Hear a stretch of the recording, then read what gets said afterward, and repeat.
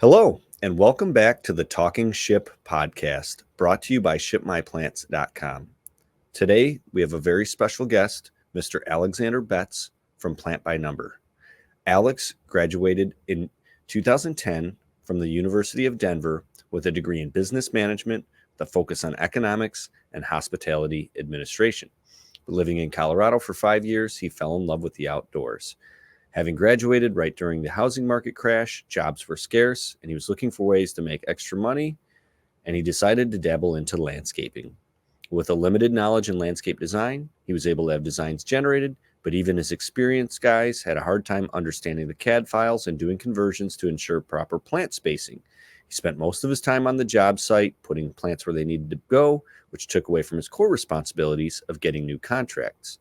He already used landscape fabrics for the majority of his plantings, and that's when Plant by Number was born. So without further ado, here's Mr. Alexander Betts from Plant by Number. As previously mentioned, we have a special guest today, Mr. Alex Betts with Plant by Number and pbndesign.com. And welcome to the podcast, Alex. Yeah, Rich, thanks so much for having me. Excited to be here. Well, we're glad to have you. And, it just seems like we have like-minded people that are magnetized towards each other, entrepreneurs within the consumer horticultural space. And you're definitely one of those people who is thinking outside of the box and trying to solve some problems to simplify things for people. And, it's really interesting to me to get to know a little bit of your story and your backstory. But for the purpose of the listeners, let's kind of start with, Alex getting into school and, your love for the outdoors. So where did you go to college, Alex? Yeah, so I went out to school, originally from New Jersey, but I decided to go to University of Denver out in Colorado. Never been out there before, went and visited the school and absolutely loved it. And Colorado is just such an amazing place. Denver's an amazing city. And I really love skiing and snowboarding, and it gave me the opportunity to do both. That's pretty cool. So how often while you're out there in school were you up in the mountains? Well, my parents probably shouldn't hear this, but yeah, every weekend we were, the nice thing is there's a very long season for skiing and snowboarding in Colorado. And we went up as much as possible. Thursday, Friday, Saturday, we'd be up in the mountains, up at Vail, Aspen, Keystone, Breckenridge, and just loving every day. Well, I would think that your parents would be happy to hear that you were out enjoying the beauty of nature and getting some physical exercise rather than spending your weekends, huddled up in a dorm room, just playing video games and partying or something like that. So I think that's very wholesome and awesome. So is that kind of how your, a little bit of your love of nature kind of started to form towards, potentially going into the landscape design business? Yeah, absolutely. It really wasn't on my radar at all. But once I was out in Colorado, we spent, most of our time outdoors. Even during the winter, it's absolutely beautiful in the city. So we spent a lot of time going up into the mountains, hitting the parks, going biking, and it just, really instilled a love for the outdoors. What did you go to school for at the University of Denver? I actually went for a business management degree and I focused in economics and hospitality administration. The idea was to, break into the restaurant business, maybe some bars and things like that. And really I loved I loved interacting with people, and I love the service industry. So that's kind of where I saw myself going after school, but it didn't actually end up turning out that way. So, you went for business economics and hospitality, but how did you get your start in horticulture? Yeah, so right when I graduated was about the same time that the housing market crashed. So there weren't a lot of job opportunities. I was working in a restaurant for a little while, like that, but I spent my days, 6 days a week inside, just running from, table to table, not really being able to go and enjoy the outdoors like I did in Colorado. So I was like, hey, you know what? Let's try landscaping. So actually, me and my brother opened up a small landscaping company. We didn't have a lot of experience in landscaping, but coming from New Jersey, one of the primary focuses is privacy hedging. So what we did is a lot of different privacy hedging. So we did emerald green arborvitaes, we did Leland cypresses, green giants, There's a lot of deer in New Jersey, so we tried to stay, as deer resistant as possible. But yeah, that's kind of where I got my start. So, okay, so you guys were doing privacy hedges, and is it true you were using like temperate varieties of bamboo? Yeah, so we were doing a lot of different privacy hedging, and then we had some clients reach out to us and they said, "Hey, you're planting all these. We would love to do a bamboo privacy hedge." And I really didn't know too much about bamboo at the time, so I really had to look into it. And I learned that there's certain varieties of temperate running bamboo that actually do very well in our climate zone in New Jersey. Cold hardy at about negative 15 degrees Fahrenheit, and they fill in very, very rapidly. So with an emerald green or a green giant, you may experience, 6 inches to a couple feet of growth a year. With bamboo, the plants are relatively cheap. We can install them around 12 feet, and they grow at a rate about 3 to 5 feet taller each year. So it's one of the fastest growing privacy hedges you can install, but it really has to be installed responsibly. Otherwise, it's going to be in your neighbor's yard in a couple years. So responsibly, that means like installing underground barriers to prevent the runners from spreading. That's correct. Yep. So basically, we trench down about 3 feet completely around the planting bed. So we almost form like an in-ground planting bed, and then we put the bamboo on the inside of that. So it not only restricts growth, but actually helps to target the growth. So you get a really full, dense screen in a much less amount of time. Got it. Got it. Well, that's um, probably one of the most unique horticulture stories that I've heard. And because I don't know too many people that were specializing in that, but it sounds like you guys did it well and responsibly in checking out your website and everything too. It was really cool to see, the pictures and the explanation. So, yeah. So from that, I mean, how did things evolve? One thing led to another, right? Like you're doing the privacy hedges, and then what? Yeah, so we're doing the privacy hedges. We started dabbling in bamboo, and then people were actually asking, like, "Oh, you can plant it responsibly. Can you help us contain this or remove it? We planted it 10 years ago. We didn't know what we were doing, and it, quickly took over our backyard." So most of our business right now is more in the removal and containment side of things and management of groves. But when we're removing bamboo groves, the primary purpose was privacy and for landscaping. But we're cutting it all down. We have to actually excavate all the roots from the ground to make sure that it doesn't grow back, and we're leaving these huge swaths of area that were just basically dirt. So our customers started asking a little bit more about, now that this is out, can you help us replant the area? And that's what we started moving into, kind of the more of the landscape design side of things too. So an idea was born, right? And this is kind of how you led to how things led to plant by number design. And you guys went out and got a patent and all of that. So what is plant by number design, and what's different about it, and why does it need a patent? Yeah, so plant by number is really what we do.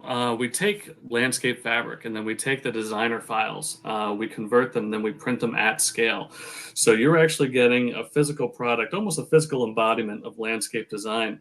And printed on the fabric are actual locations. So if you think about, paint by number, which everyone's very familiar with, how you can, create a masterpiece just by following the different numbers, we applied a very similar concept to landscaping, just on a much larger scale.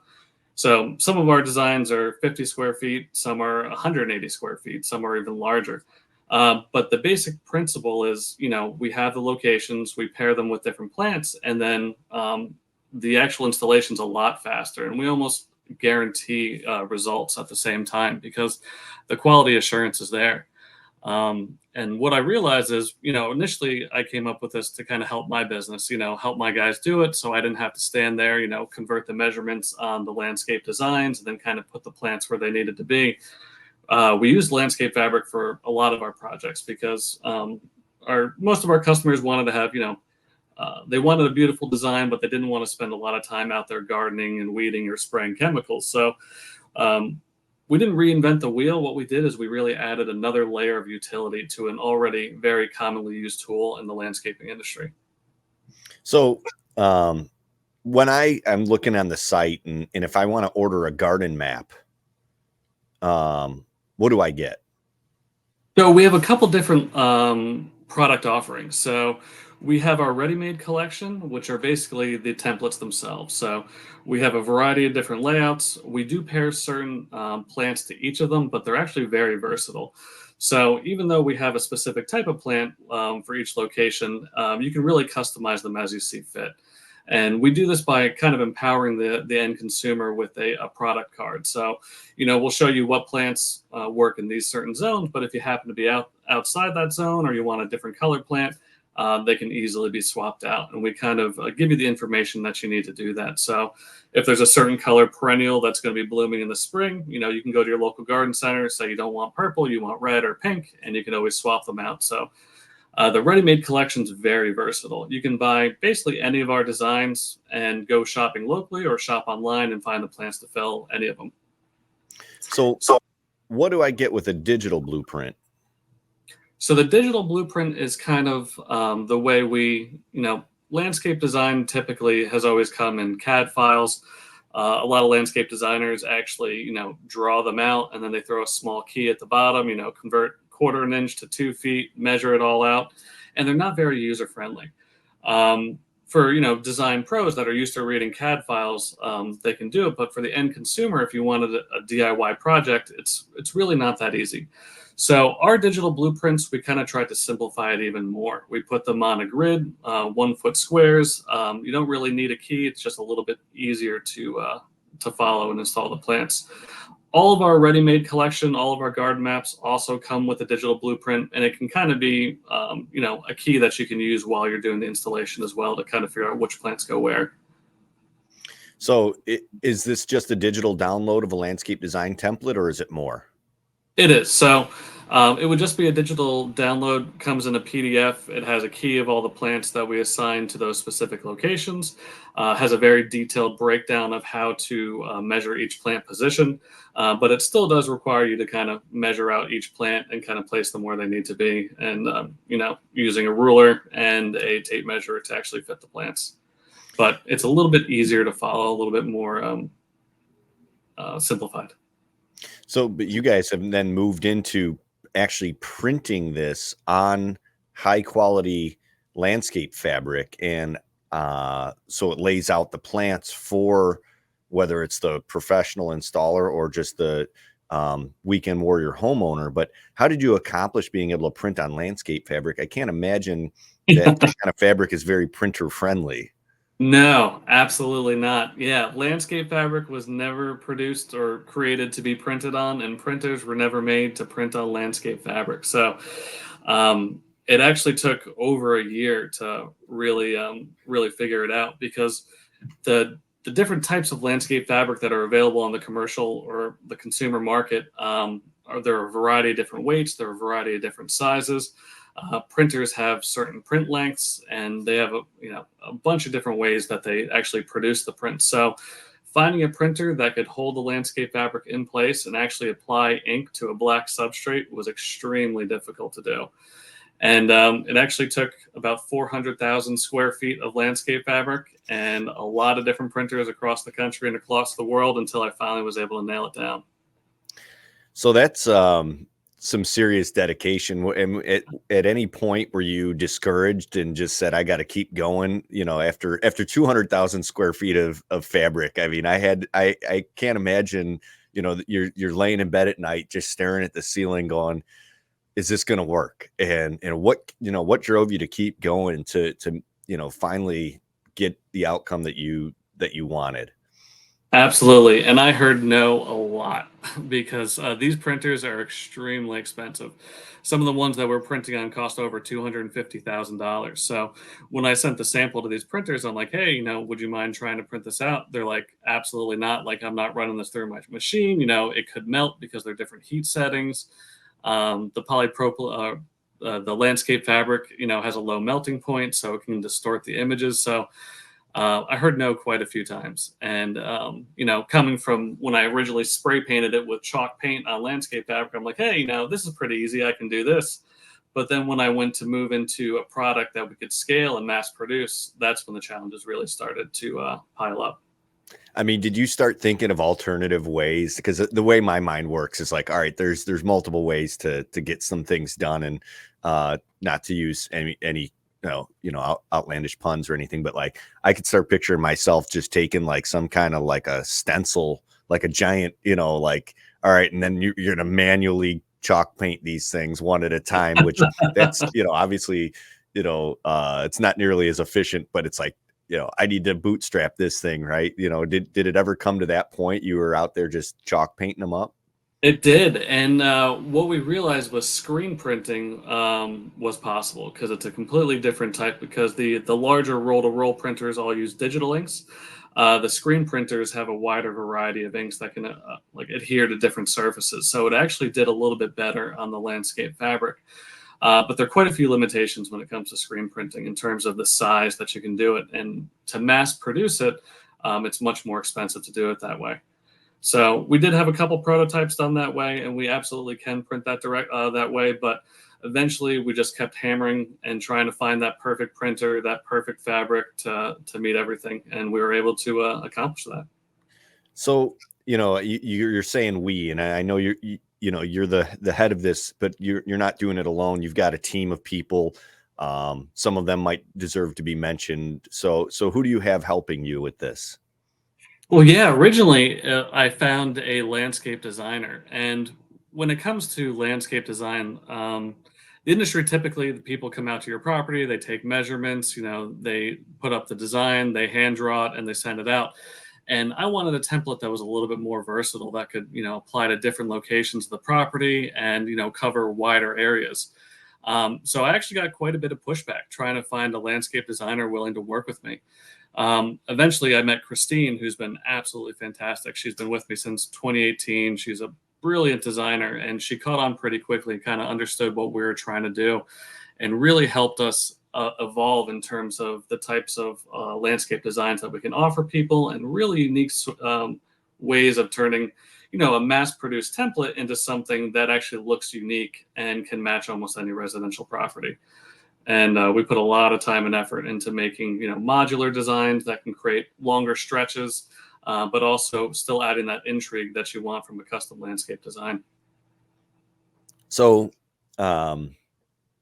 the obvious question, from a consumer, and I'm gonna plug my marketplace platform because that's, we got to pay the bills around here, and the Talking Ship podcast is sponsored by shipmyplants.com, and so you were one of the first to give us a chance, and we just launched last summer, and you were like one of the very, very first, and I would almost say we were crawling, not even walking yet. And so first of all, thank you for that. And so folks can right now download your designs from shipmyplants.com, from the Plant by Numbers store on Ship My Plants. Correct. And that's right now just the digital download, but soon you'll have the printed rolls, right? Exactly. Yep. We're just linking everything up with the fulfillment center right now. We have the whole line ready to go that we're going to launch on Ship My Plants. It's just a matter of connecting a couple back end things, and we're going to be ready to ship on Ship My Plants. And that's really exciting because I could see this as something that I could talk to, because I own 3 retail garden centers, and the team here could always use tools to better help customers, right? And Yep. so there's going to be some training and marketing involved that kind of ties in what you guys are doing. I think the garden plants, like the garden layouts, the garden box layouts, are Yep. something that can, it just shows people this is what you can plant together, and this is the spacing that's involved, so you don't overplant and you maximize the space at the same time that you've got. So I think it's absolutely brilliant. But the logical question, for those ordering this online is, are plants included? So that's something that we've always wanted to get into, and it actually took about a year of searching around. And this is, before Ship My Plants was even available online, is finding someone to help us distribute plants across the country. There's a lot of regulation over what plants can be shipped where, And we're working with a company right now as well called HGFI, and they're basically a network of wholesale growers and drop shippers that gave Plant by Number the ability to basically send any plant in any size almost anywhere in the country. So, in addition to our ready-made line of products, which is basically just the garden map, we do also launch seasonal collections. And those seasonal collections include the garden map and all the plants to fill those designs as well. And we basically target different USDA hardiness zones. So wherever the customer is located, they can put in their zip code. They can see what designs are perfect for their location. And it's basically a turnkey solution. So if you want to have a fun weekend with the family installing one of our designs, you can go on our website, order everything, get shipped right to your door. The plants come in absolutely beautiful, and you can design it in a fun afternoon and install it. Well, that's pretty cool. And, I think in the horticulture industry, there's a lot of collaboration and people that, are willing to help each other. And it's funny how everything kind of comes together. And I know Jeff at HGFI, and he's a really brilliant man that has grown. He's one of the first really pioneers of plant selling online. So kind of like a precursor to what I've been doing. And so he deserves, definitely a mention in a lot of respects. So it's really cool that you guys are working together. I can't imagine that not going very well. And then you're also going to be supplying some plants from my greenhouse for some annuals and vegetables. So we appreciate that as well. Yeah, no, we're really excited to work with Allsip. It's actually funny because the concept really developed around larger landscape and garden design. And like a lot of people during the pandemic, we're at home, we want to do vegetable gardens. And it's almost funny that a 4x8 vegetable garden was more difficult for me to plan, design, and ensure a successful outcome than a larger landscape design. So one thing that we're very grateful for Allsip and Ship My Plants is the ability to actually send out these vegetables as well, because we're going to be doing a lot of garden design, and we're looking forward to launching that entire line on Ship My Plants as well, because I think it's such a great activity for families to do together. And by having these layouts, and we build in intermittent deliverables too, so when it's time to prune your vegetables, when it's time to trellis, we're going to be sending you notifications throughout the process. And the benefit of using these templates is it's that standardization. So we actually know where all your vegetables are. We can kind of guide you through the whole process to come up with the most successful outcomes. I didn't even realize you guys were taking it that far. I mean, that you're making it like as painless and as worry-free as possible, because that's the biggest barrier of entry in any kind of survey that you've done or I've seen and read in the horticulture industry, is that the uncertainty, the people that just think, oh, I've got a black thumb, or I'll kill anything I plant. And, you're just like, I'm going to make this as simple as possible for you, so that's definitely the beauty of what you got going on. And I think simplicity is so beautiful that it can take you into other directions. And I understand you've been doing some local community outreach through maybe something to do with your daughter. Don't you have a 3-year-old at home? Yeah. And tell us about that. Yeah, we're looking for ways to get involved with their school. They're always looking for volunteers. And I saw that they had an Earth Day planting opportunity. And I was like, well, that's right up my alley.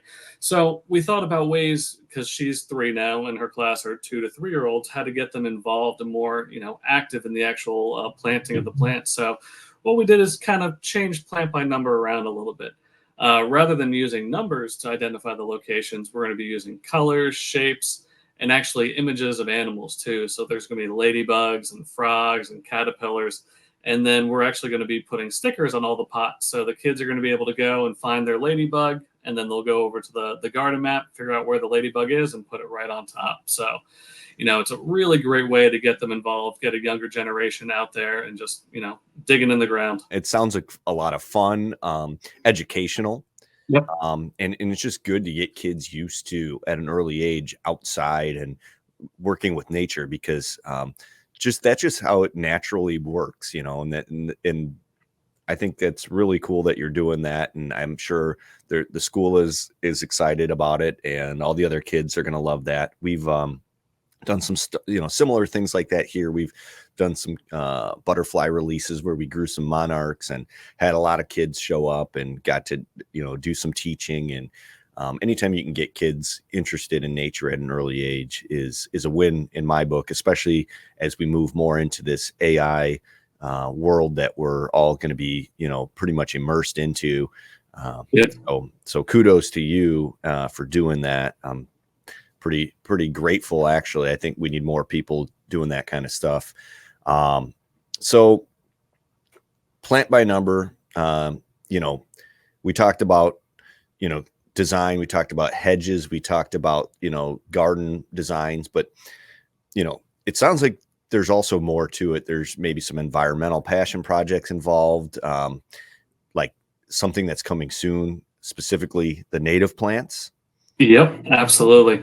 Yeah, we love native plantings, and I just recently read a book about native plantings and their impact, and I actually read a lot about the eastern monarch butterfly population, and there's been a steady decline, and it's beyond fascinating. And I don't want to take too much time talking about it, but these monarch butterflies, they come from Mexico every year, work their way up the east coast, four generations of butterflies up to Canada, and then they migrate back down south. And they rely on very specific plants in order to do that. And they lay eggs and the caterpillars, and they feed on very specific plants. And a lot of those plants are disappearing. And a lot of it is, people are turning like areas into more lawn.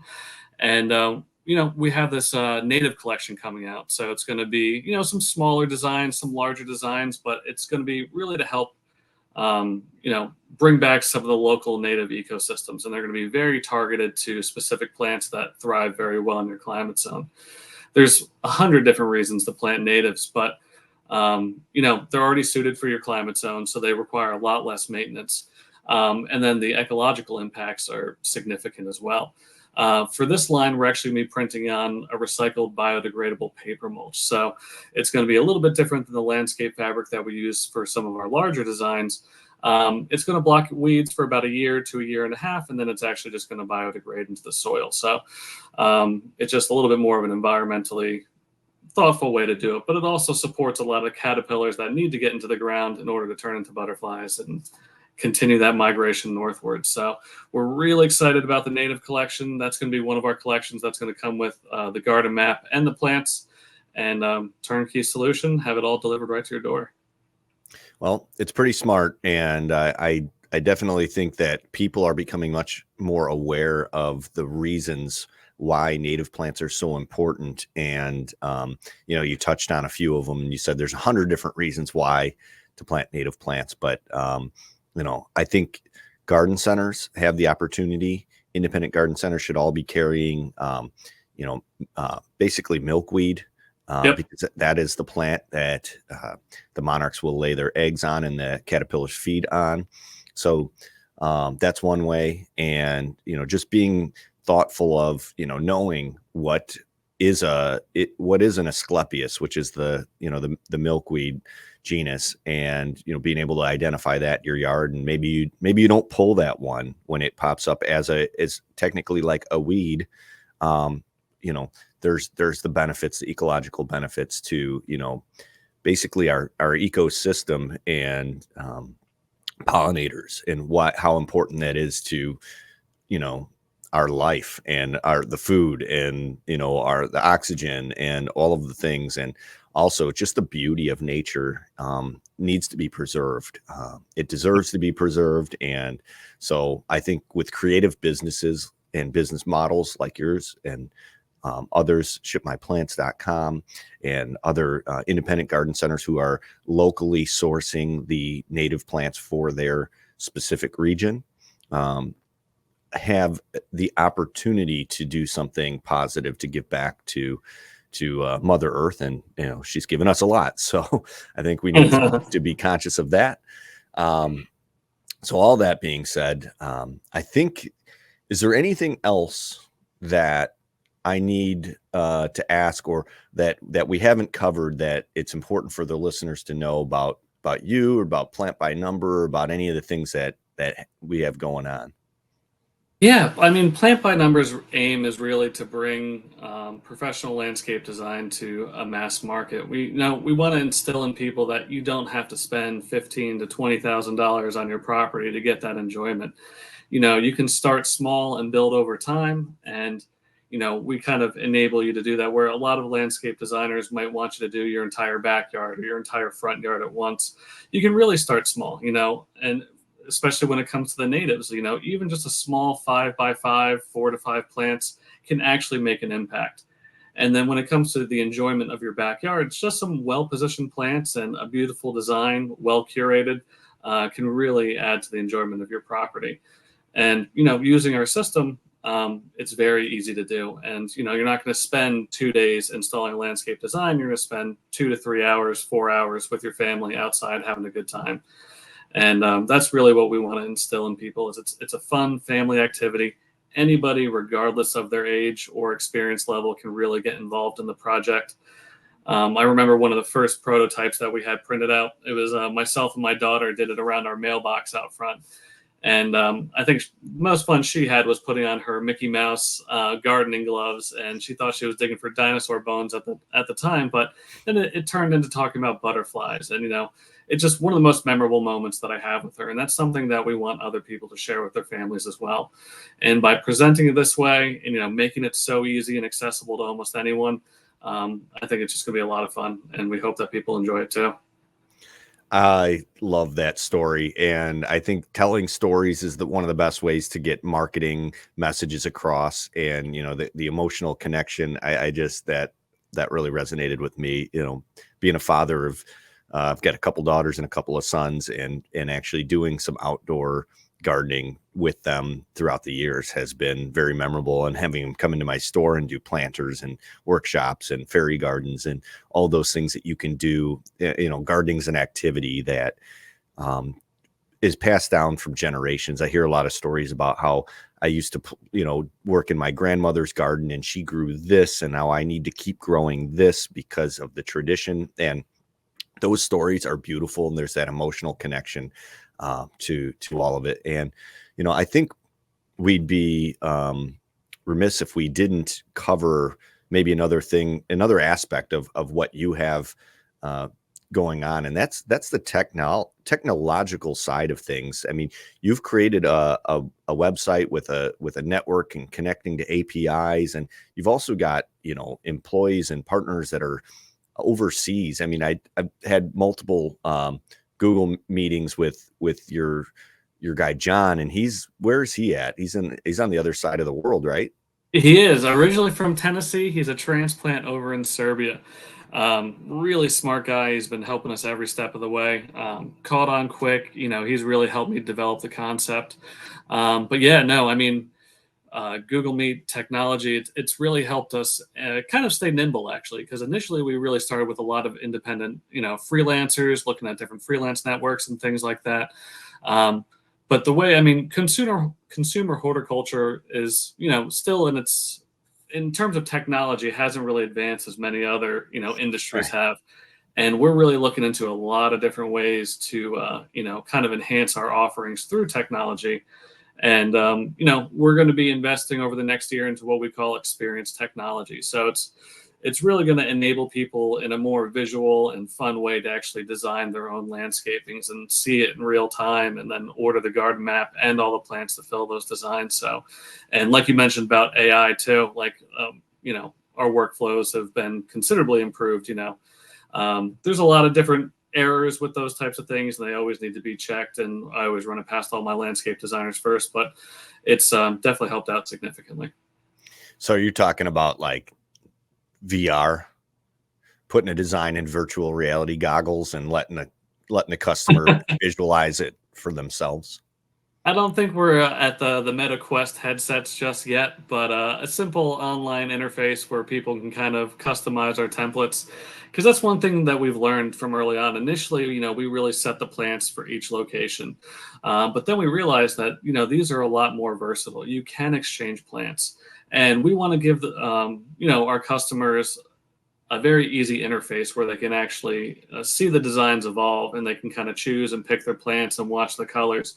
And we're going to kind of be helping them out every step of the way by making suggestions, providing just basic landscape design principles, ensuring that you have successive blooms. Like, you don't want all of your plants in your garden blooming in the spring and then you don't have a lot of color throughout the rest of the year. So it's really about empowering the customer, giving them a little bit of knowledge and giving them an interface that's fun and user friendly, and just making it an experience from the design phase all the way down to the installation phase. And if they choose to buy their plants through us, we can have them delivered right to their home.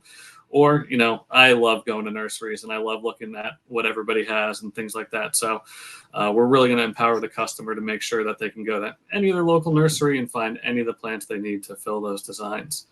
But one thing I absolutely love about Ship My Plants and a lot of these other online nurseries is that you have such a wide variety of plants, and you have these sellers who are very specific in certain types of plants that they grow as well. If you go to your local nursery, they're going to sell what's most popular.